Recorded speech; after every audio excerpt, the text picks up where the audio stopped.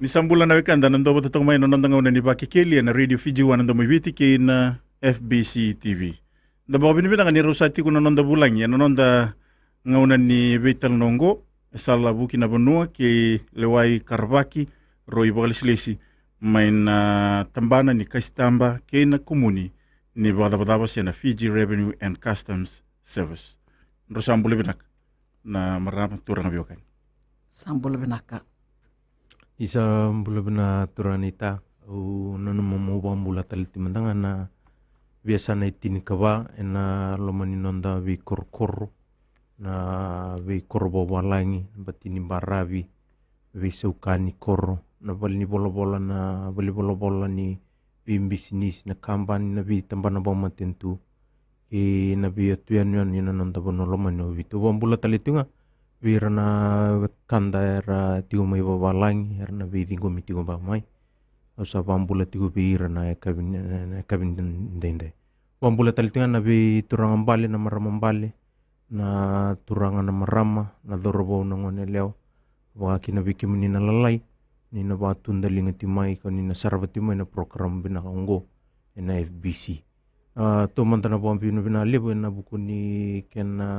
tebel ni bingarabi na FBC na buku ni bisuriti na kabini kuwa kapaka kina na muni widingo mina leo ni ponua na kabini singenina.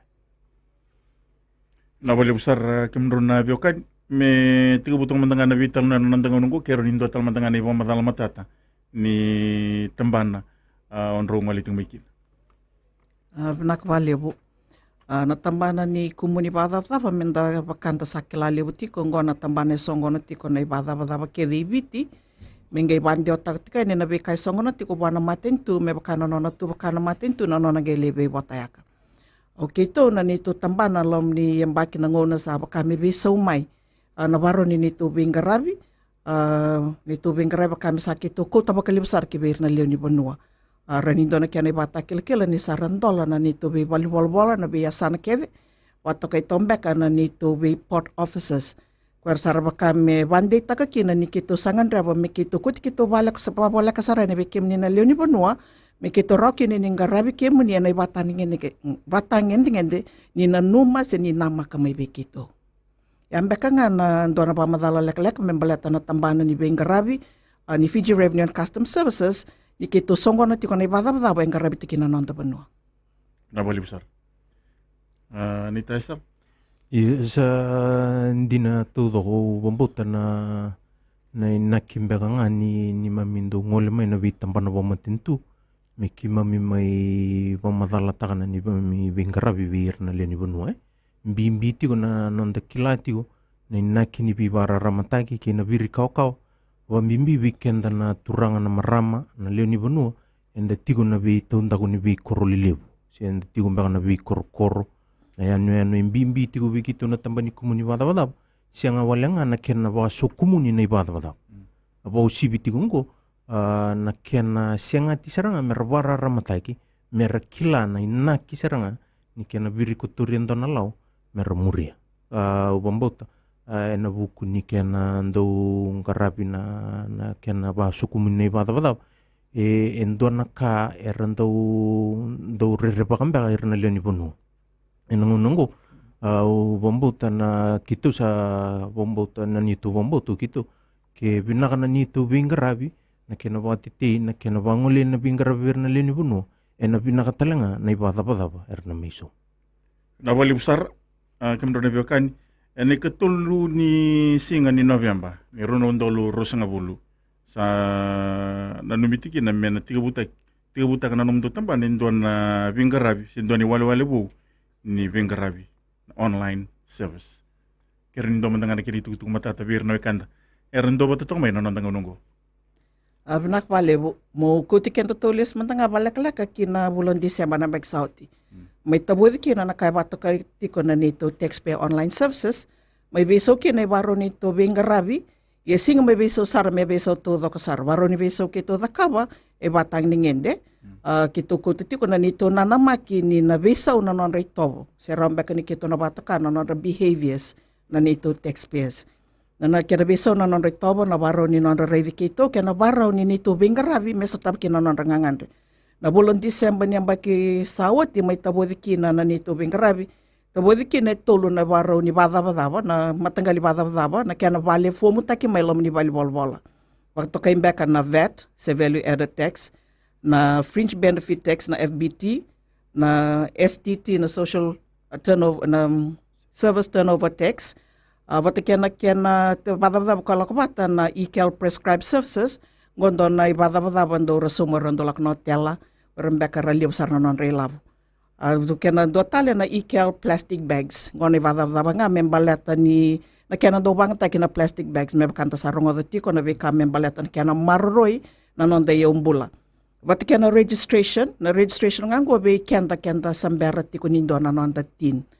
Se tax identification number me baka kilekina. Ngona no mo ngandreva me maindo na no mo tin me rokina na bengarabi na tin da sakela tu ngona ni ko e ngandreva sarmantanga na dole ni bank account ver na non da ngone kwar sa mai sudu tiko ngona ngo era la kobe na kena ngandreva na tin. Ni may zakano no mo registration e chiko talenga na bibisaw so ngona kenda do baka dor me baka mbeka bisaw no mo residential address na buno ni bay tiko kina bisaw no mo number ni taliboni se no mo mobile mbeka se landline bisaw na no mo email address na bisaw yang gando tiko talendo na process e badan tiko bikito na change of circumstances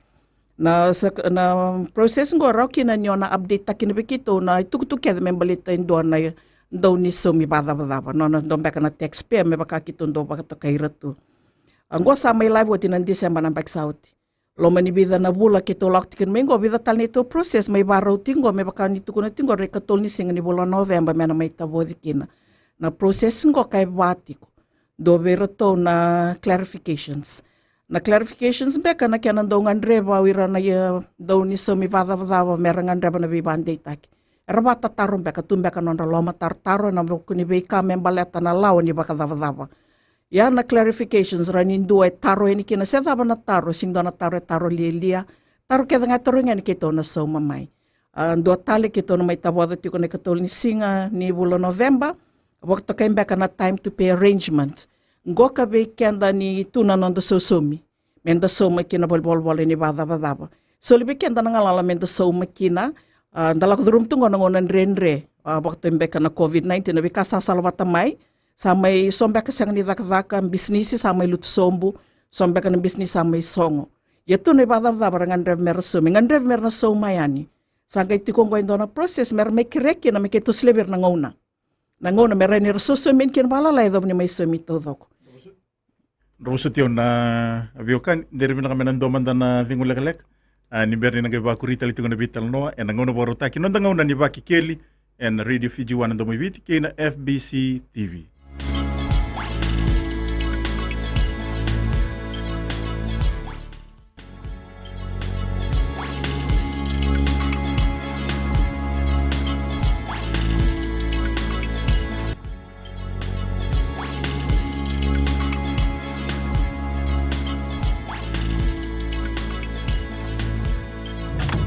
Nandang uniti ko ni Baki Kelly and Radio Fiji 1 ndo miviti kina FBC TV romay nanda bulang iti ko sala buki na banua ke lewai karbaki roibal slesi may natambana ni kasitamba ke na kumuni ni bada. Kimro lebioka ni kirin ni bakurita lamanda na ipamadal. Abinaka mebkan sa pamadal tekto kay rona process na request for clarification but cannot time to pay arrangement. Na kaya katulong na remission of penalties. Kenda sando kilani ndabakasa matakan ni badam dabala watu kena itutungi labatu kena tutungi ndo salmuretu ni beranum sosomi semberno mo vale fomo na be matangal tutungi keto ndo tukuni beka ni keto ndo lawak verana ni to ndo ni somi badam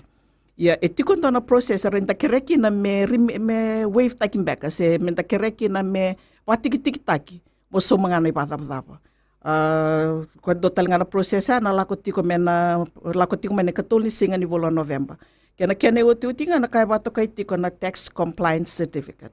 Na tax compliance certificate e bunga na kibikyan na nando kila. Wirando wan businessi o sonongo nando lako ni ng bange mendali kere loan. So sarmantangan ngone sono buno ni taka sando kiremay na kangwa bato kay tiko na tax compliance certificate. Wikito ngo kay ndo wakawal nga kito ndo bakador ni ndo kere ani me kito reida ni ndua na leo ni banua ndo so mi badaba ndo tiko na nona tin se nona tax identification number essa raumbeka ninda tukuna essa sotapa kede na be lawa membaleta na ibadabadaba. Wale weno ti kede beka na nono fomu, so mo ti todo kung beka na nono ibadabadaba, sing doon kahit tubikito, mikino kito na baka tokam beka ni outstanding tu se sang tumbeka ni baka davaro ko, se beka ni sotava. Ya nagkawa ni process kito na beauty ko menala ko ni katulo ni singa ni bulan November. Kito wana nang magital tinga na processes to mati kito, yan ang una mandanganggo kaya na process ati ko bol na NATO system. Pinabali besar na ipamadal? Nita Esal? Ya, boleh buturan nita o toman naman tanga balili na pamadala tikin na nung gitokan. Wambutan na nabi tambani bingkarabi kitenggo ko na may tabudi tigo na bulan November. Ya endo na kami na magitikin na liyan ibunua. Pagito bibaong gititigo. Vi kenda na liyan ibunua ni barorong tigo mbamay. Sini na sarabatin mbamay na program binaongko. Wambuta enguna binakatalabi kenda menda na reidekina na libu ni bibarutake. Siya na bibuke suliyo tigo na tambani kumuni banda-banda. Bakalawa tagitu ka ni sa waong gititikin na liyan ibunua. Munina na magitukin. Ndombang naka wana no mo madalaki na kona request for clarification si na bingarabingo na kena kiri na ibakasal. Bimbiti ko bikito na kena ndo suli na ibakasal bir na lini bunu. Baletele bunu ngauna sanda may vidala titigo na lawa na buna mbiukin na lawa kina ba madala sando rali rongo da tiumba kay na batini sala kona vitala no udinduru ka kitu benakata mi kitu may bandi tegira tigo go sando talenga na vingarabi kitu nandolo na ni lago mena bulo November ka raunin dandundun menda nana magisariki na bali na leni buno menda kire na ibakasala bambimbi tegitigo nanon da kire tigo na ibakasala na bingon na kede mendo akina na iulu tanga se mendo na ka na rauna lei sote tigo baleta ni ulu tanga ni bada na vinaka moni nandu kerene kene basal na bulo November sarangaungo esa na tapoda kina na tambadada ni kumuni bada kina kastamba na vingara biongo ka kito bongi tikenda tikena na lioni bunua na barongo timai kenda utigo iso na loma taro la laimbega seliliu kito bongi tikenda me pamasu tikenda tiu ni alobinak ni kaku ni ngole ena bi tambana taleso undo dabute tigo bama ando dabute tigo ena bi ngona kede kito undo libi barra matekin ni ona ngole tale nandona tambana ke no mulenga tigo na ibada badabo ke ona ngole talento tale na tambana ona lei tingo mangamai na iba saledal kini balembale bimbi tigen weekend menda kilati uni sandu ananda lenga ni bada badabo sen don onda loman tartar membaleta ni bada badabo en ndau maka muni nangolenga mai na kenavale ya na bingarabingo me bakasa pa madal tigen nungu tokan na kena mai varoro tagi na kena suli na bingarabi bir na leni bunua kini balembale sana siang ni ngani tatale muni ngole mai na ni tu bol wike muni na tu mai na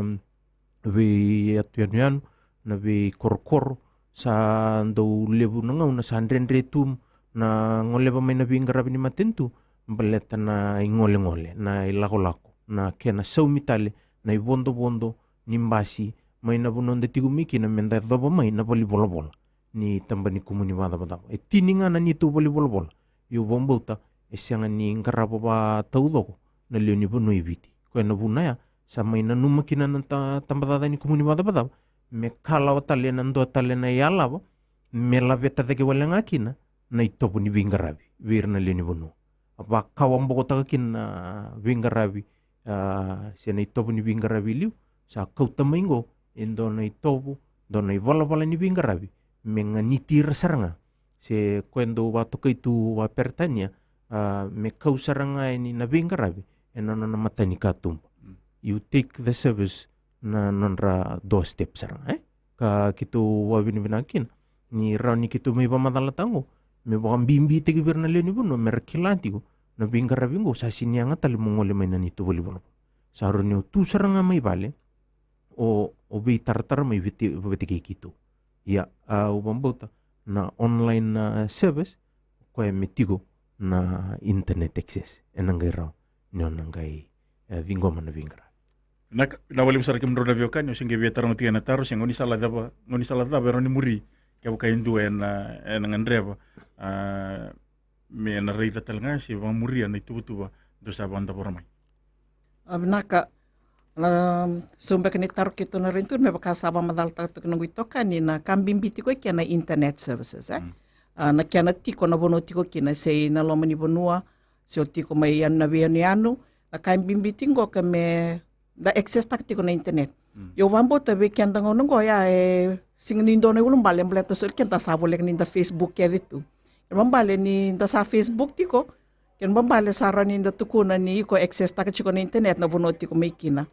Na nito service ko ndo na ka baka ndo na itutungin ndo tiko bikito na late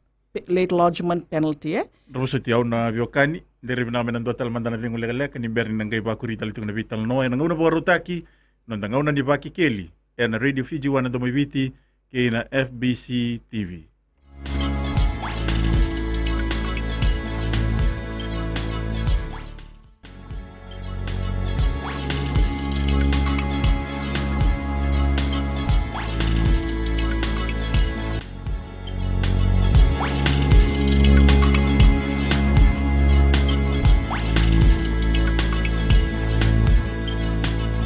Nandang nito ni Baki Kelly na Radio Fiji 1 na dumibiti kay na FBC TV san to sartiko na nandabital no keroni kimro keronin ro ni bosito. Keronin ro bakurital mandan ro ibang madal.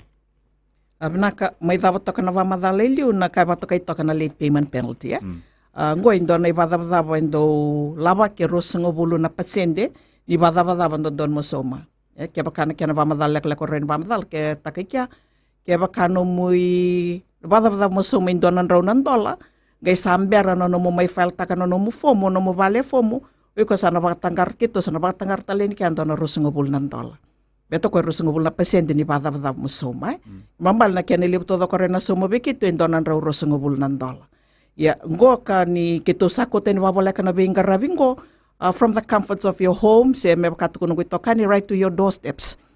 Ni kaweni na baka samaya ken mambale na numundo sa sanga moya veni na nito wali volo berni kito songo na vi mamambe ka ni base bana kloka na biaka ni barumbuka ya sakambe ka ni bingon sa hoti.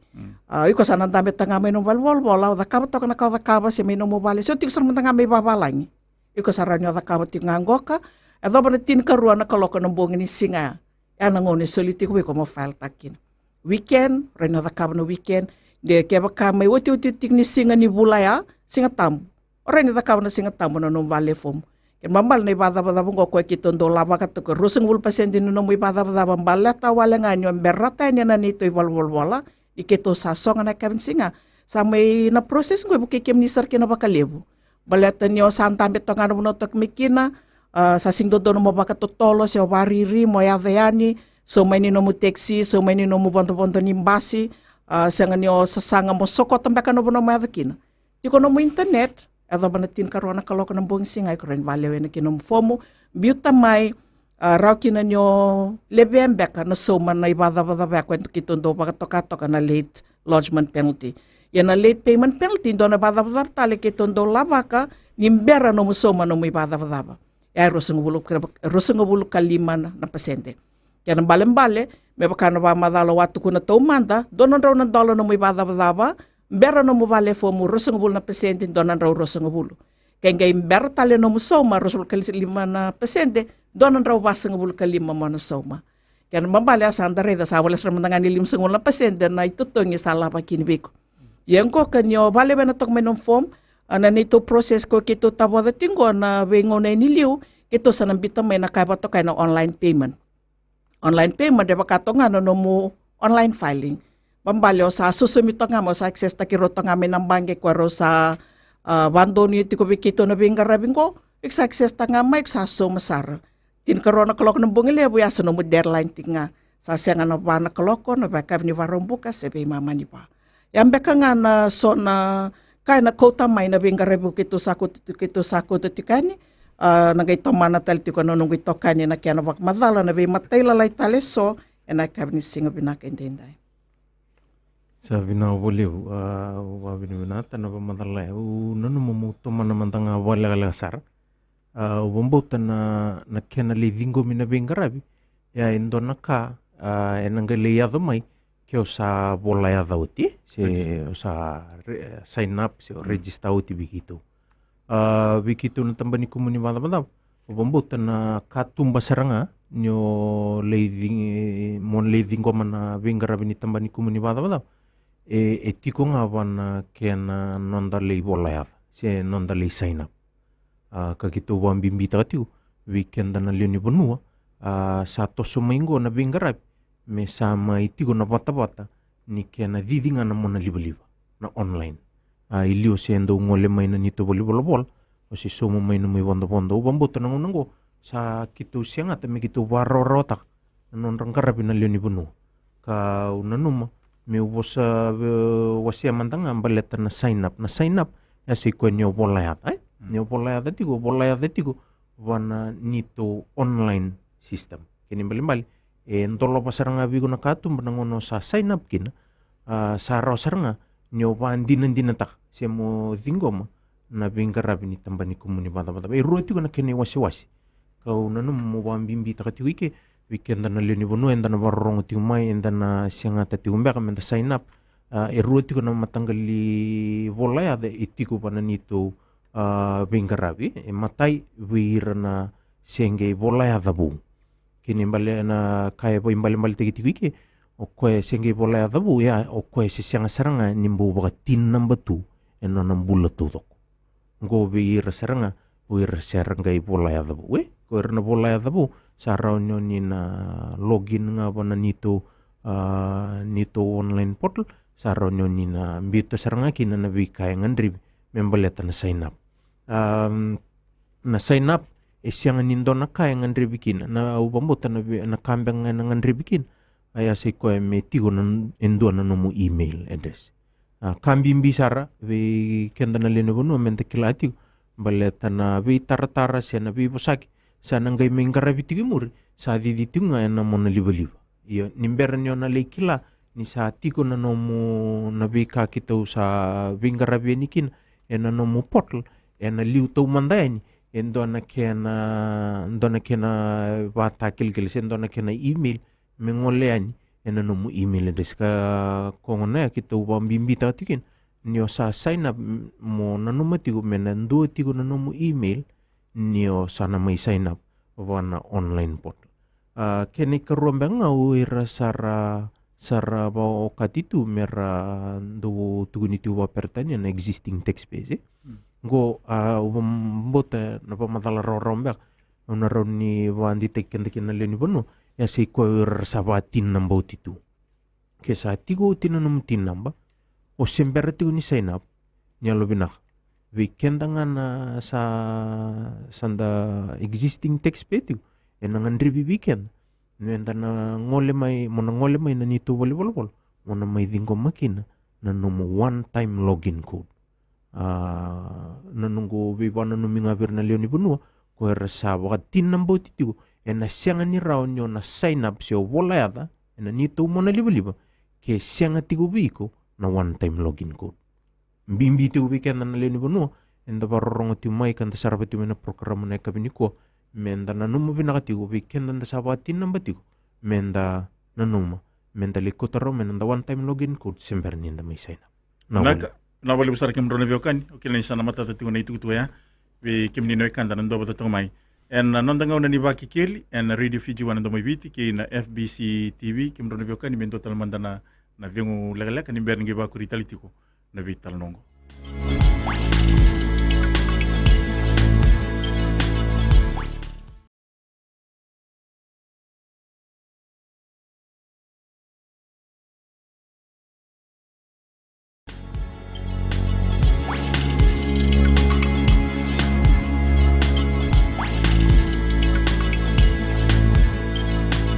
Nanda ngono tigo di baki keli na radio Fiji wan ndo biti ki na FBC TV sana tosar tigo na vital no ki pakai sona itu tu ko lutu mai na Vida ni waswas ni Vita no sawat kiro ni banditi ngavir no ikan eran do botong menonong nungu.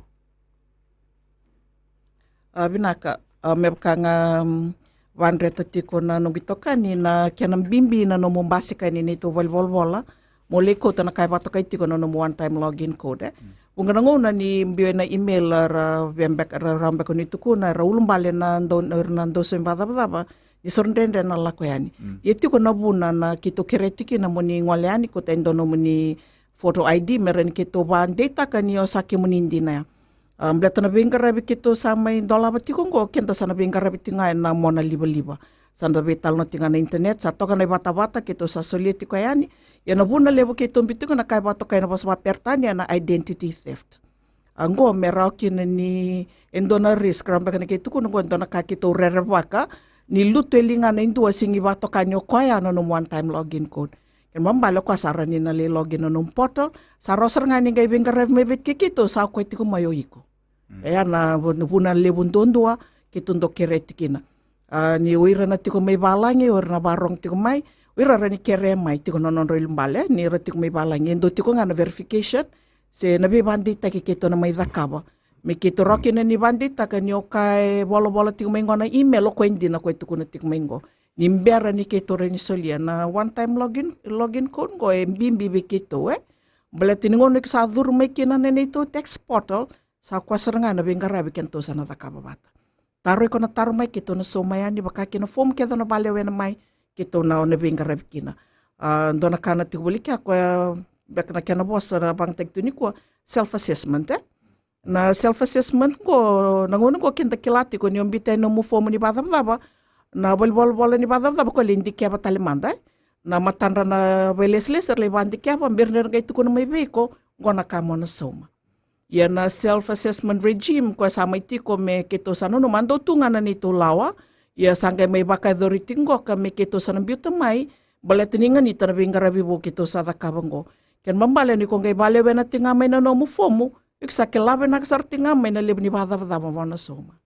O gay imbuta ti kumaya na ngonong gay tambak iti kumay kina masubmit ta kamay siya mo sabang imbuta may na lomini mo na liva-liva may lakumay na vunoy ko ti kumay kina yaday na vunoy kito tokay ni kina iksakilabe na kasartinga na badab-daba mo soma. Kaya na ilevo wat kaya na ngonay tukun kinibig mo na soma.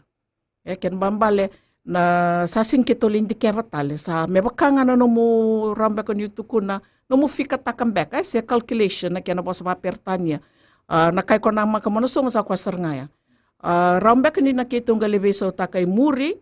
mana nikito lindi ngo batali walalay na dotali nito audit process ya may nanguna man tangay ko bali fomo kina kito sa famure sarti nga mi na self-assessment regime me kena mal-mali ni gay bali fomo chik may na leo ni banua kwa sa kilabi naksarti nga mo kwa na bika endondori menasoma. Dom bimbi kinabikito, may bakabamdalti ko nito nungitoka ni na nito ndola ko na sa ibiti. Kota na nito itukutuko, may wararamte kina leo ni Banua. May raw kina ni Rakila, do na kandong bimbi tiko bikito, bato kay taltingan mo sa papertanya na voluntary compliance.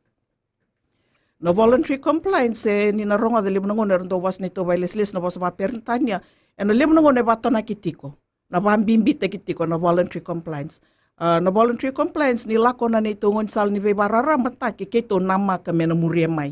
Yan mambalo na liyo ni Banua or sakila na comeback about to kay non-obligations when it comes to tax matters. Na non-obligation naka endodono may bakadora endo na liyo ni Banua iko bakang businesses iko tamata takavaka.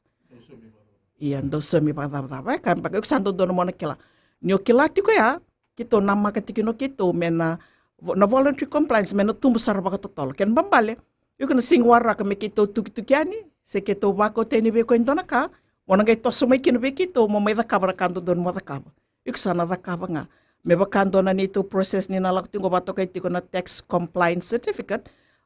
somdanga na mangi ken tanang unom dangango gay indole kerelon tingo me bulindo na monto ka se bulindo na vale sakiriti ko may pamay nambang may ko na tax compliance certificate. Yung gosar nga kaya bakanda voluntarily comply ko. Dada kapat nga nung nga doon may kina. Beto niyo kilati ko na laway voda. Ningon ko nang kilakon kinito wala raw sar na nito na suliamay. Ye kaya baka mo biyaban ready kito ka. Sa nga ni ndong bitamay na kanto doon mong bitamay niyo nang kilakon ko sana complain sa nga baliw. Sa wala nga ni ko complain. O kito talimandanga na kito nasangame kito waka madala takabi ko na kinangon sale raw dua na kanto don mo takав me raw kinini kito ng islebi ko na bingkarabi ko me todo ko kina na numungangan rin ni kito.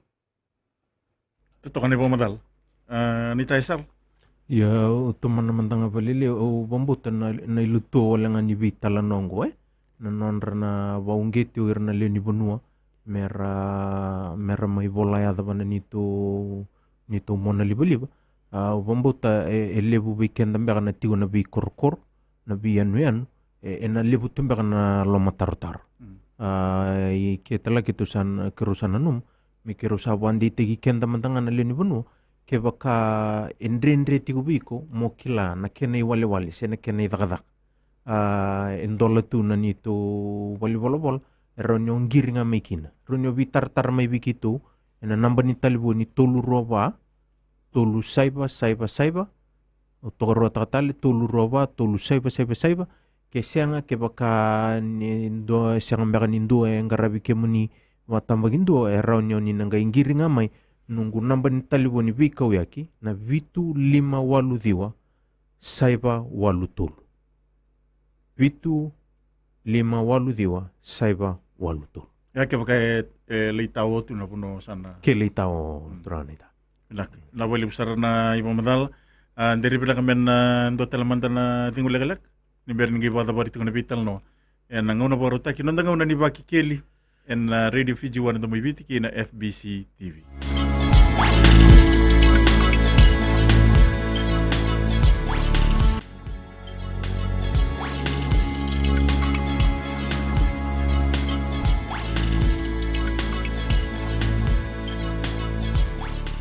Oti ni wasi ni nanda vital no na ngona borotaki nanda ngona ni baki keli na Radio Fiji wana ndo mibiti ki na FBC TV. Ke tiku tale isona itu ku matata endo do ni merakila tal ngana mekanda. Pambimbi pakenda nanda usemi bada. Abinaka ndo bunga ngona endo na taro ramba kan itu kuna ndo taro kenda tikina leni punwa. Why should I pay tax? Ambeka na kena bakasa ba pertana kena fos ba pertania. Why should I pay tax? Bakasam pinakan dan dole benon dan do bakasam takabali wabu bemba na bunga na buno ni betal no wabu betal no sarkina daba na buna don mo so makena na ibada daba. Ebe keton tambani bada daba keto vingarabi wale nga mebakana lawe boda na nito vingarabi. Na bada keto songona tarkina na ngonsala na bekabi wasaka kina matin tu mengarabi kino kenda. Don baka na sonongona ni o siang baka ni na somane bata kin mamali ko singi bai tabiti ko na kana tarayda kina num banua tarayda kina num matin tu tarayda kina be kawa boliti kenda rani bab na takina ke oi ko ndonan doni businessi ken mambale en don sar mo somane bata vom la te bunga na kauna ngandreva merau kina ni didi na num businessi en do baro takana matin tu me baka ngon salam beka na balimbola na kornivoli na bika kedya endo bindai kina na ibada bada songona na balbol ni bada bada bungna ngona na reindo rei tumbali tikito sang sosern do todo ko sang baka ni binaka do tuni bak sor sole bu na bika kito lavaka me baka ni bamadal tiko na processes kito waro takatu na remission of penalties time to pay arrangement ngai wali tinga mo ko main dollar tiko do na bingarabi bikito wato kay timbaka na MSME medium and small micro enterprises Erangarabi kino ira ng business lalay. Lobo na ni bada ba to kain na threshold. Bukan bambal na ilebu ni labo merawat indo ng business me lutukin na lomo ni MSME ko do ba madal taktika. Mambale ke labo ko rawatan na lomo ni indo na embaki baga to kay tiko nom tono ba lima non raw no dulu kalay sombo. Ana bingarabi kito suliti ko na bono ni bada. Na bingarabi kito sulikya iko reni ngoleani me kito le balewe na non form bukay ko kina. Rotalan keto libaro takanong financial statements. Ngondo bingarabi lava kay tumba ron daw ni bato kay tumbaka na tax agency accounting services. Baro takana bingarabi gobyerno leon buno ay somye. Ikito baro takto ibalbolbola sangan somye kinin donaka. Ken bambale onyo na ngolya ni bat kena no mo receipt todo ko ni bayboli nom kanin business todo ko ngolya ni to balbolbola. Tu baraw na lewen ni tambani bingarabi merabu keiko mole valewe no form mebaka waba madal tagatumanda this is an online portal singken bambale kito salan de sareloma tundo kanto do wak tokai na bebe sau ni ngona me na bebe sau wak malua me raninda thingoma na leoni vanua na kito sa me dakap tiko na besongo kito na maka me sobi kenda na ren na nona lak duruma yu na bol ko na ngolen kina tu na balis lister na bukiko na dakaba na daka ngai na maki beko mo dakaba me na no mo portal na dakaba beko nungona sa tiko bondondo kina waka malua urusan tumbal tiki ko itiko talanga lo ni bol na kai baka tokai bekito na kiosks iko sara tumbal tiko pa malo na kiosks sana kekire mo sa login iko sa login sar nga sar tunggay ko tiko pa malo ay loma ni vale fomo se daba nga nabing garabi ko ngandreba daba na ngonik sa tiko bumato kina nan December na baksa tinongon kito la ko may kina may tabo din na bika kito ngo sin nay na nito bol butu donga yani ko sa tiko melala may pa malo saraba ka ramba kanito ko na sar mato may na leoni benua sara ni raba ka doroto nga may na bonor to kina uranon day tambongon ni ko lebi rara ko to na smartphones. So sara ni bang taktongan ng smartphone merada kavo miki na nabing karabing ko. Mabalik ito sa lak sara ni bir na leoni benua matenom katumba me bakambek ito kunong ito kani tur sar lomray no mubali. Nabing karabing kito sa kuten. Bambali bikenda na leoni benua kakuni kito rerabaki. Kito nganda pa mi kito bebuke. Kwa ngone ano buna lebuke bakani kilan ni ando wato kito na kito Fiji Revenue and Customs Authority. May beso na kito kina service may kito warita kani kito bingarabi kito ndaw ni bingarabi so ko nga na bakasa mga kito kirkir kina meraw kina nira toso may kina wira na leoni benua mer may bukay meraw tal nga kini rango lerli panda ta kani tuktukong ko na bakasam ta kani usana bukay dua o kana la ko libukay tal mbakay rua sa toso sare na bingarabi awakawa madal ta to ka sa ti humel lalamay na nito bol rangan dreba na bibukay asa bandi ta tiko bekito ni sa ti humer mataw may Sara vingoma, do na challenge do tako vikito na changing our text-based behavior may bakawa pa madaltak. Kanimaro ni kito sarapti ko ni saya don dinatiko. Wamboto na ngay beto manatombenga nanonggo ito kani kaya bakangan dreva me so nakamba ko sa walo tumutoka na tambannya nakbaliw. Yes, na boleh bu turani tahu unono mami umay tinia wala nga na endombenga na ulutangan ko. Wambota embimbe kamenda ba na numikino kenda na leoni benua enda na barongo timay na kabina ni ko kene matai sarmandanga ya sei ko na kenando bandundunu taki na itugu membaleti kenda ndo kena poso tu wa pertanya na information update wana tambani kumuni bada na kalau may kinango samay takana bingarab ena mona liba endo tiko na kambimbi wana nito tambana ya si ko na kenando bandondonu tagi tiko bawa soma na itugu membaleti ken weekend na tamata ando tambiani weira na bisinisi kambani weira na we songo rasanga ni boy na kitigina tumbu me baka na songo ni bubale si songo le ni lotu go endo na itugu vou weekend todo keni mbali weekend na sama register enda sabaka tin nambatiko embimbi tiko bikito ni toso tiko na embaki visa tiko na itutu ni alobinaka ni sabo masuti ni waungeti talanga muni ngole may na nito ni ngole may na nito bol may wakandondonu taki na itugu eso do bunga nanguna do may tatawo tu ni nito bingarabi na nito watetea na nito bingarabi na lini buno balata ni sona itugu dala saratunga sona itugu sianga tumbanga ni bandondonu taki sianga tumbanga na itugu anangona may registakin ka mbimbi tigo bikito non rabaung gitu baka na numi tigo bawa soma o na leni bonua o na daw ba di bisnisi na kambani meron daw may bandondonu taka na itugu eso baletir weekend na leni bonua ke baka nangay tu na naman iba tataro muni nangay may witar may kinabikito bomboto sa tigo talangan na nito ng panitaliwoni na tolu ruaba tolu saiba na email eron yun yung gay bako tanga may na info@frcs.org.fj kay tigong ba kay so eron na be ubude tigong may na sidi siya na whistleblower ni sabo masuti tinga muni nangay ngiri tigong may namba ni taliboni bikaw ya kiongo na diwa walu saiba va walu diwa Ero talangan yun na pamuriki ito tigo na nito bola mata. Tigo talangan nito bola itugu-tugu ndo umbiu na pepa. Ya siko na singabuki lulu na Fiji Times na text talk article. Kene karo na singabaruay na Fiji Sun.